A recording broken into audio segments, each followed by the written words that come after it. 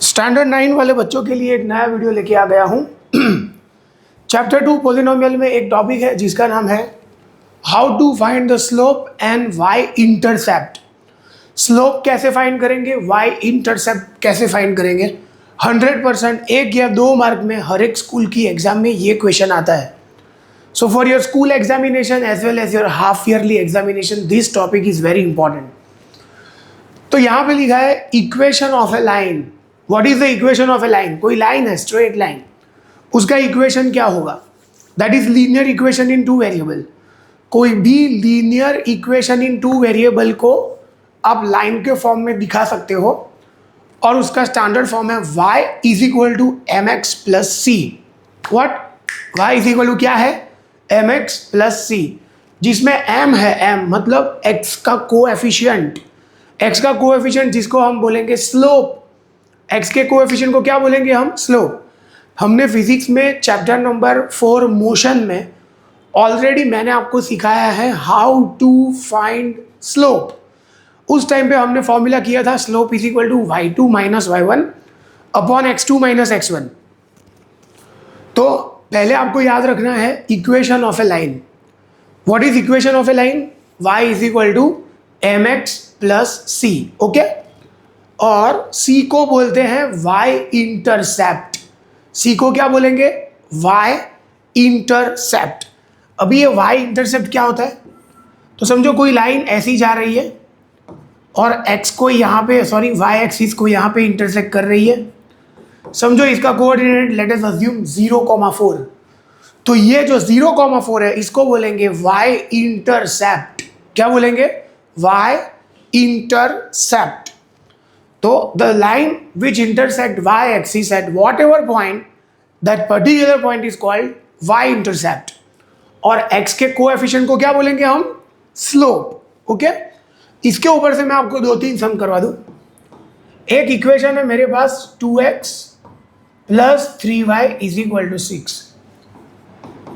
तो क्वेश्चन में पूछा है स्लोप क्या आएगा और y इंटरसेप्ट क्या आएगा, ये क्वेश्चन है।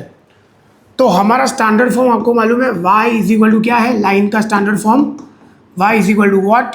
M x plus c. तो 2x को उधर ले जाओ, 3y is equal to 6 minus 2x।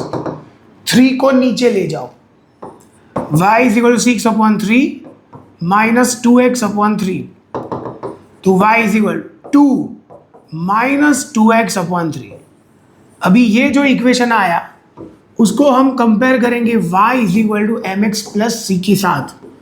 इसको कंपेयर करो तो जो x का कोएफिशिएंट है वो आपका स्लोप है। तो यहाँ पे x का कोएफिशिएंट क्या है? -2/3। तो -2/3 आपका स्लोप है और c मतलब कांस्टेंट टर्म 2 है, तो c इज इक्वल टू आएगा 2। तो m is equal to -2/3 and c is equal to 2। That is your answer. By this way you can find slope as well as y intercept.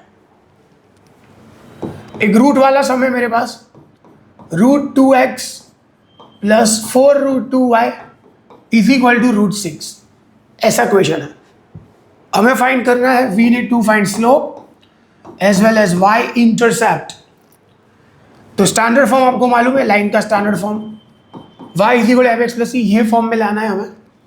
इसको इधर ले जाओ तो आएगा 4√2y is equal to √6 minus √2x। Okay, 4√2y is equal to √6 minus √2x। 4√2 को नीचे ले जाओ तो y आएगा √6 अपॉन 4√2 √2 अपॉन 4√2x। फिर से y इज इक्वल, इसको नीचे ले गए, इसको यहाँ पे नीचे ले गए। जो कट होता है उसको कट करो, √2 कट, रूट में है तो कट हो जाएगा। So y is equal to √3 upon 4 minus ये कट 1 अपॉन 4x। तो ये लाइन का इक्वेशन आ गया। अभी आप इसको कंपेयर करो, किसके साथ कंपेयर करोगे? y is equal to M x plus c के साथ। x का कोएफिशिएंट जो है वो आपका स्लोप है, तो यहाँ पे आएगा m इज इक्वल टू क्या आएगा? -1/4। 4 एक्स का कोएफिशिएंट, और कांस्टेंट टर्म क्या है √3/4, तो c इज इक्वल टू √3/4 और स्लोप इज इक्वल टू -1/4। ऐसे आप न्यूमेरिकल कर सकते हो जिसको बोलते हैं स्लोप एंड y इंटरसेप्ट। अगर कोई ऐसा इक्वेशन है 5y is equal to 10x, ऐसा इक्वेशन तो 5 को नीचे ले जाओ 10x/5, तो y इज इक्वल टू क्या आएगा 2x, y is equal to 2x। इसको आप कंपेयर करो y is equal to mx plus c के साथ, y is equal to mx plus x का कोएफिशिएंट आपका स्लोप है तो स्लोप आएगा 2, कांस्टेंट टर्म इधर नहीं है, सो y इंटरसेप्ट क्या आएगा 0। Very easy. और 2-3 ट्रिक मैं आपको बता दूं। अगर ऐसा पूछा है, अगर कोई equation y is equal to mx type equation है, y is equal to mx type equation, तो उसका ग्राफ जो है ग्राफ विल बी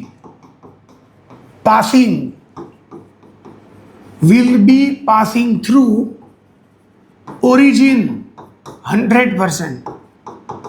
अगर कोई equation y is equal to mx type का है, मतलब कांस्टेंट टर्म नहीं है, तो डेफिनेटली वो कहाँ से पास होगा ओरिजिन में से।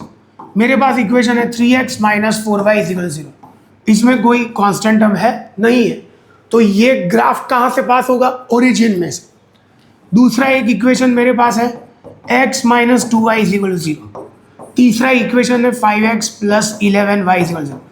ये सारे इक्वेशन के जो ग्राफ आएंगे वो कहाँ से पास होंगे ओरिजिन में से, they will be passing through origin.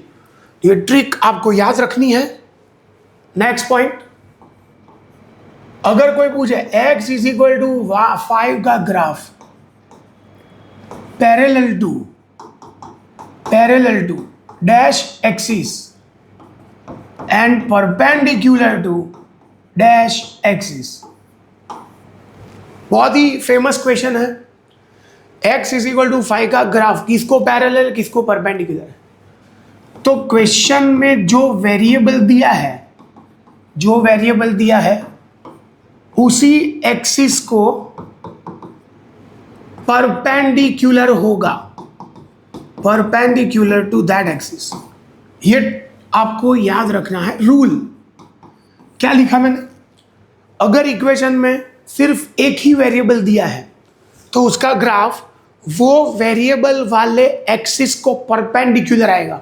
तो यहाँ पे x दिया है तो ये x को परपेंडिकुलर है और y को क्या है पैरेलल। ओके, अगर कोई दूसरा इक्वेशन ऐसा दे दे 7x - 14 is equal 0, same answer आएगा, सेम आंसर, क्योंकि इसमें कौन सा वेरिएबल दिया है सिर्फ x दिया है, तो इसका ग्राफ x को परपेंडिकुलर तो y को कैसा आएगा पैरेलल। Very important. अगर एग्जाम में उल्टा पूछ दे कि 3y - 9 is equal to 0, the graph is parallel to dash axis and perpendicular to dash axis, किसको पैरेलल होगा किसको परपेंडिकुलर होगा, तो y दिया है तो y को परपेंडिकुलर और x को क्या आएगा पैरेलल, राइट। y को परपेंडिकुलर और x को पैरेलल। गॉट इट, समझ में आया। सेम अगर ऐसा देंगे 6y - 10 is equal to 0, same y दिया है y को पैरेलल y को परपेंडिकुलर x को पैरेलल, जो वेरिएबल दिया है वही एक्सिस को परपेंडिकुलर आएगा, दूसरे एक्सिस को वो क्या आएगा parallel. This was all about graph.